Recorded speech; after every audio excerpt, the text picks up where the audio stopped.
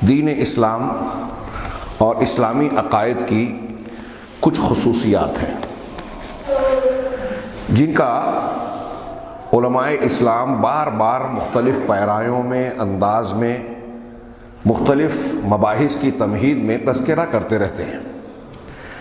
یہ خصائص، خصوصیات جہاں ایک طرف یہ معنی رکھتی ہے، لفظ خصوصیت سے ظاہر ہے کہ اسلام میں یہ جو باتیں ہیں یہ کسی دوسرے مذہب میں یہ خوبی، یہ خصوصیت موجود نہیں ہے، تبھی تو اس کو خصوصیت کہا جا رہا ہے۔ ان خصوصیات پر اگر ہم نظر ڈالیں تو یہ اسلام کے کچھ بنیادی اصول کی حیثیت رکھتے ہیں، رہنما کی حیثیت رکھتے ہیں، جن کی بنیاد پر اسلام کے بہت سارے امور کو سمجھنے، اختیار کرنے میں ہمیں آسانی ہوتی ہے۔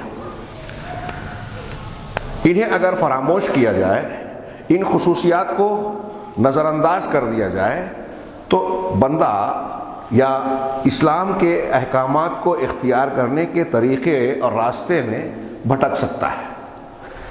اب یہ اصول اور خصوصیات متعدد ہیں۔ ہم مثال کے طور پہ ایک بات دہراتے ہیں کہ اسلام دین فطرت ہے۔ فطرت کے عین مطابق انسانی فطرت کے جو جو تقاضے ہیں ان تمام تقاضوں کو یہ دین پورا کرتا ہے۔ اسی طریقے سے ہم یہ کہتے ہیں کہ اسلامی عقائد کی ایک خصوصیت یہ ہے کہ یہ غیبی ہیں، یہ توقیفی ہیں۔ یہ دو الگ الگ باتیں میں نے کہی اور دونوں ایک دوسرے سے بہت جڑی ہوئی ہیں۔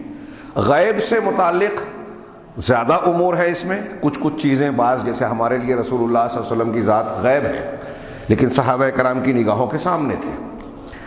تو زیادہ تر حصہ عقائد کا غیب پر مشتمل ہے۔ اب اس غیب کو جاننے کا ہمارے پاس کیا ذریعہ ہے، کیسے ہم اس کو مانتے ہیں، کیوں مانتے ہیں؟ تو اس کے جاننے کا ذریعہ اصولی طور پر یہ مانا جاتا ہے کہ وحی الہی ہے۔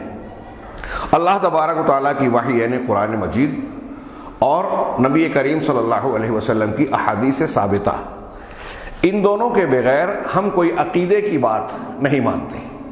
اسی طرح اسلامی عقائد اور عبادات کو توقیفی بھی کہا جاتا ہے۔ توقیفی یعنی وہ چیز جو موقوف ہے قرآن و حدیث پر، وحی الہی پر۔ کوئی انسان اپنے ذہن سے، اپنی فکر سے، استنباط کی بنیاد پر کوئی عقیدہ، کوئی عبادت کو اخذ نہیں کر سکتا۔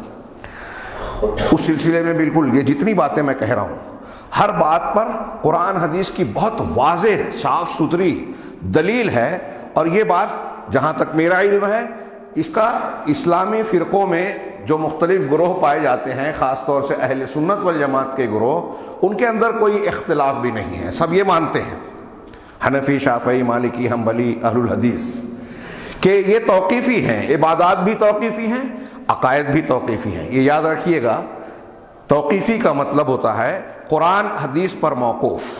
جو چیز قرآن حدیث سے ثابت ہے اور جتنی ثابت ہے ہم اتنا ہی مانتے ہیں، اس سے زیادہ اور کم نہیں۔ عبادات میں بھی یہی معاملہ ہے، عقائد میں بھی۔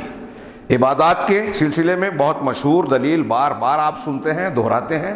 اللہ کے نبی جناب محمد رسول اللہ صلی اللہ علیہ وسلم کا فرمان ہے، من احدث فی امرنا ھذا ما لیس منہ فہو رد۔ جس نے ہمارے اس دین میں، من احدث فی امرنا ھذا، ہمارے اس امر میں یعنی ہمارے اس دین میں، جس نے ہمارے دین میں، اس دین میں کوئی نئی چیز ایجاد کی، وہ مردود ہے، نامقبول ہے۔ یہ بخاری مسلم کی حدیث کے الفاظ ہیں۔ صحیح مسلم میں ایک حدیث کے لفظ یہ ہیں، من عمل عملا لیس علیہ امرنا فہو رد، کہ جس نے کوئی بھی ایسا عمل کیا جس پر ہمارا حکم، ہماری تصدیق نہیں ہے، وہ رد ہے۔ صاف ستھرا ایک جملے کا ایسا اصول جو ایک بنیاد فراہم کرتا ہے کہ ہم کوئی بھی عمل دین سمجھ کر اگر کرنا چاہتے ہیں تو ضروری ہے کہ اس کی اصل شریعت میں موجود ہو۔ تو یہ اسلام کے بنیادی بدیہی احکامات اور اصولوں میں سے ہے کہ اسلام توقیفی ہے، عبادات اور عقائد توقیفی ہیں، یہ غیبی ہیں، یہ فطری ہیں، یہ مکمل ہے، دین مکمل ہے۔ میں جو خصوصیات بیان کر رہا ہوں، دنیا کا کوئی دین اور مذہب ایسا مکمل نہیں ہے جیسا اسلام ہے، ایسا سائنٹیفک نہیں ہے جیسا اسلام ہے۔ یہ کوئی ہوائی باتیں نہیں ہیں جو میں کہہ رہا ہوں، ان میں سے ہر بات کی بے شمار 1 2 5 7 نہیں، ہاں سینکڑوں دلیلیں موجود ہیں، سینکڑوں، قرآن، حدیث، عقل و فطرت، سب کی دلیلیں۔ تو ہم یہ کہہ رہے ہیں کہ اسلام مکمل ہے، زندگی کا کوئی شعبہ، کوئی معاملہ ایسا نہیں ہے جس کے بارے میں اس قرآن اور حدیث کی رہنمائی نہ ملتی ہو۔ قرآن حدیث کے بغیر کوئی عبادت نہیں کی جائے گی، قرآن حدیث کی دلیل کے بغیر دین اور شریعت کی بنیاد دین اور شریعت سمجھ کر کسی بھی عمل، عقیدے اور حکم کو اختیار نہیں کیا جائے گا، قبول نہیں کیا جائے گا۔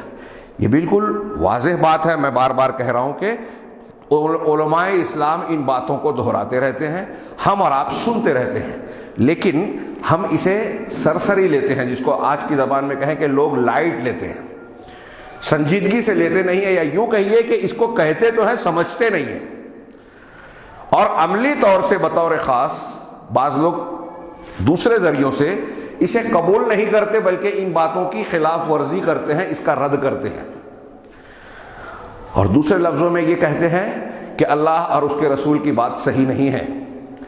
وہ کہتے ہیں کہ دین مکمل نہیں ہے، جو نبی کریم صلی اللہ علیہ وسلم نے دنیا میں ہم تک جو دین پہنچایا تھا، اس میں کچھ کمی، کچھ ادھورا پن تھا، اس کا بعد میں اضافہ کیا گیا، تب وہ مکمل ہوا۔ اس بات کے اضافے کا اگر ہم اور آپ رد کرتے ہیں تو وہ ناراض ہوتے ہیں اور سمجھتے ہیں کہ ہمارے دین کی خصوصیات اور بنیاد کو ہلا دیا گیا، جبکہ دین کا اس سے کوئی تعلق نہیں۔ ایسی بہت ساری چیزیں دین کے نام پر، تہوار، مخصوص ایام، مخصوص مہینے، یا کچھ فضیلت والے اعمال، کچھ فضیلت والے مقامات، کچھ فضیلت والے موقع اختیار کیے گئے ہیں جس کا قرآن حدیث میں کوئی عطا پتہ اور تذکرہ نہیں ہے۔ جب ایسا کیا جا رہا ہے تو اس کا کیا مطلب ہے؟ سمپل سی بات، آپ خود سوال کیجئے کہ جو باتیں تمہید کے طور پر دین کی خصوصیات کے حوالے سے بیان کی گئی، جس کو سب لوگ دہراتے ہیں کہ دین مکمل ہے، جب آپ مکمل کہہ رہے ہو تو اس کا مطلب کیا ہوا؟ کامل، مکمل، پورا، جس میں کمی بیشی کی گنجائش نہیں ہے، تبھی تو اس کو پورا کہیں گے، مکمل کہیں گے۔ اب اگر کوئی چیز اس میں بڑھائی جا رہی ہے تو یا تو وہ اضافہ، اس کو مانا جائے کہ یہ غلط ہے، یا یہ کہا جائے کہ یہ جو اضافہ کیا جا رہا ہے اگر یہ صحیح ہے تو یہ بات غلط تھی کہ اسلام مکمل تھا، نبی کریم صلی اللہ علیہ وسلم کا پیش کیا ہوا دین ادھورا تھا، یہ بعد میں مکمل ہوا۔ کوئی مسلمان زبان سے یہ نہیں کہے گا، یہ جرأت نہیں کرے گا کہ یہ کہے کہ نبی کریم صلی اللہ علیہ وسلم کا پیش کیا پہنچایا ہوا دین ادھورا تھا، کمی تھی، اللہ اور اس کے رسول کوئی چیز بھول گئے، یہ کوئی نہیں کہے گا، لیکن عمل سے یہ بات کہہ رہے ہیں آج لوگ۔ اب آپ غور کیجئے کہ آج جو اسلام اور جو دین ہمارے ارد گرد رائج ہے، لوگوں نے اختیار کر رکھا ہے، کیا اس اسلام کے تئیں، اس کے حوالے سے یہ مانا جا سکتا ہے کہ اس کو ماننے والے لوگ دین کو مکمل مانتے ہیں، اس کو ماننے والے لوگ اللہ تعالیٰ کے دین کے عبادات کو اور عقائد کو توقیفی مانتے ہیں؟ یہ مانتے ہیں کہ جو قرآن حدیث سے ملے بس اسی کو ہم پکڑیں گے، اسی کو دین سمجھیں گے، بعد کی چیزوں کو دین نہیں سمجھیں گے؟ جبکہ نبی کریم صلی اللہ علیہ وسلم اس کی بار بار تلقین، ہر جمعہ میں تلقین کرتے تھے، کل محدثۃ بدعہ وکل بدعۃ ضلالہ۔ کس کے سامنے کہہ رہے ہیں؟ نبی کریم صلی اللہ علیہ وسلم۔ صحابہ کرام بدعتی ہو سکتے تھے؟ سوال ہی نہیں۔ دین میں نئی چیزیں ایجاد کرنے والے بن سکتے تھے؟ سوچا بھی نہیں جا سکتا۔ ان کا دین وہی تھا جو اللہ نے قرآن کی شکل میں یا رسول اللہ صلی اللہ علیہ وسلم نے حدیث کی شکل میں انہیں سکھایا، دیا، بتایا، اس سے آگے نہیں بڑھتے تھے۔ اس کی مخالفت کو صحابہ کرام برداشت بھی نہیں کرتے تھے۔ کیوں برداشت نہیں کرتے تھے؟ وہ دین کے اس اصول کو جانتے تھے اور ہر جمعہ کو یہ سبق رسول اللہ صلی اللہ علیہ وسلم کی زبان سے سنتے تھے کہ کوئی بھی دین میں نئی چیز ہوگی تو وہ گمراہی ہے، اور ہر گمراہی وہ بدعت ہے، اور ہر بدعت گمراہی ہے۔ یہ صحابہ کے سامنے آپ دہراتے تھے، جب ان کے سامنے بار بار دہرانے کی ضرورت تھی تو آج کے زمانے میں جہاں ہر قدم پر، ہر موسم میں، ہر مہینے میں، ہر ہفتے میں کوئی نہ کوئی بدعت کی جاتی ہے، اس کو تو بار بار دہرانا، سمجھانا ضروری ہے۔ اور سمجھانا اس طور سے جو میں نے عرض کیا کہ آج بہت سارے لوگ اسلام کو روایات سے ماننے کی کوشش کرتے ہیں۔ ایک بات یہ کہیں گے کہ قرآن حدیث یا اللہ کے دین کو ہم مان رہے ہیں، لیکن اس دین کو لیتے کہاں سے ہیں؟ رسم و رواج سے۔ ہمارے گرد و پیش کا جو ماحول ہے، جو اسلام مان لیا گیا اس کو ہم قبول کر رہے ہیں۔ اب اگر کوئی صاحب علم دلیل کی بنیاد پر کہتا ہے کہ بھائی یہ غلط ہے جو آپ نے اختیار کر رکھا ہے، یا جو چیز آپ اختیار کیے ہوئے ہیں اس کے بارے میں قرآن حدیث کی کوئی دلیل ہے، صحابہ کا عمل اور تصدیق ہے، ائمہ کرام کی تصدیق ہے، تو اس سے ان کو کوئی مطلب نہیں، لوگ اتنے لوگ کر رہے ہیں تو پھر کیا غلط ہو سکتا ہے؟ اگر یہی دلیل ہوتی تو دنیا میں کوئی عمل، کوئی شرک، کوئی کفر غلط نہیں کہلائے گا، کیونکہ حضرت ابراہیم علیہ السلام نے جس ماحول میں آنکھیں کھولی وہاں بت پرستی عام تھی، تو لوگ وہی اختیار کیے ہوئے تھے باپ دادا سے، تو کیا وہ صحیح مان لی جائے؟ صحیح اور غلط کا معیار لوگوں کی بڑی تعداد کا کسی کام کو اختیار کرنا یہ نہیں ہے، دلیل ہے، قرآن کی دلیل، اللہ تبارک و تعالیٰ اور اس کے رسولوں کی پیش کردہ دلیل، اور پھر اس کے مطابق عقل و فطرت کی گواہی۔